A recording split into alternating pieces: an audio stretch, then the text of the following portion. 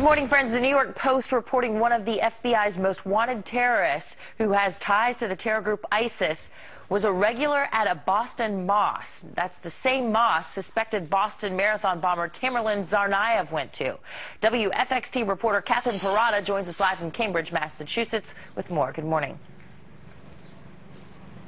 Good morning to you. Where this mosque is located is about a block over from this lovely street where we're standing in Cambridge, Massachusetts right now. Now, according to this New York Post article, they are saying that 8 people with suspected ties to terrorism are regular worshipers at this mosque. And among those people is 32-year-old Ahmad Abu Samra. And he is a 32-year-old. He's believed to be working for ISIS as their propaganda chief. Take a look. This is his picture. Now, Abu Samra grew up in Sudbury, Massachusetts, attended high school in Stoughton, Massachusetts, and he studied computer science at UMass Boston before allegedly going to Syria. Now the New York Post reports he was also a regular worshiper at the Islamic Society's mosque on Prospect Street in Cambridge. And as we mentioned, if that place sounds familiar to you, it's because that's also where suspected marathon bomber Tamerlan Tsarnaev is said to have worshipped. And among the other people who are said to have been regular worshipers there is Tarek Mahana, somebody who grew up in Sudbury, who's been convicted of a terror plot. Also, Afia Siddiqui, she is somebody who went to MIT. She has also been convicted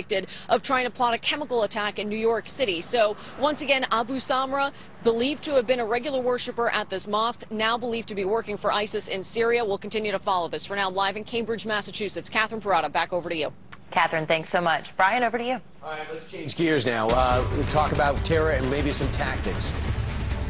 Speaking of ISIS, they promised to raise the flag of Allah at the White House. So will ISIS make good on their threat by targeting one of the most vulnerable systems in America, and that is the electric grid? Our next guest says a terror attack on just a few transformers could have deadly consequences. Peter Pry is the executive director of the Task Force on National Homeland Security, and he joins us right now.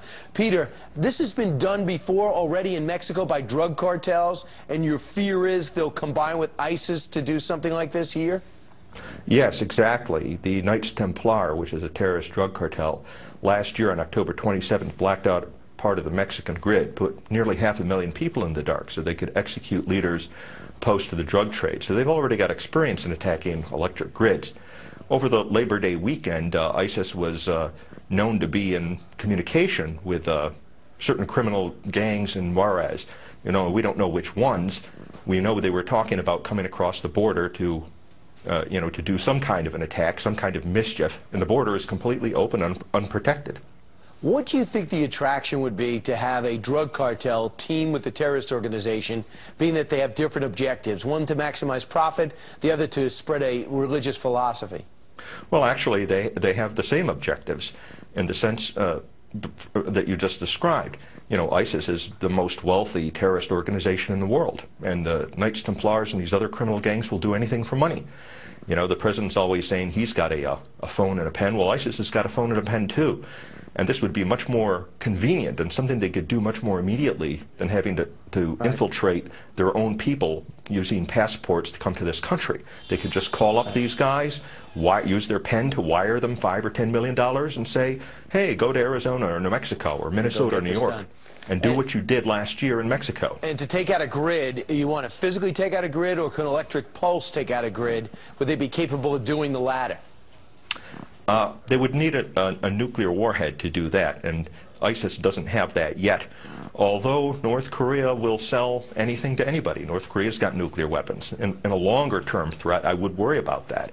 ISIS has displayed that it has a ballistic missile. You know, one of the concerns of the Congressional EMP Commission in which I served is that a terrorist organization might get hold of a nuclear missile from a rogue state and fire it from a freighter off our coast. Iran has practiced doing something like this. But the immediate threat I've been talking about lately is a physical sabotage attack like happened in the Metcalf Transformer substation last year on April 16th, you know, which appears to have been some kind of a professional attack, according to the U.S. Navy SEALs. All right, you've been warned. Let's bolster the security around that area. Peter Pry, thanks so much. Thank you for having me. Okay.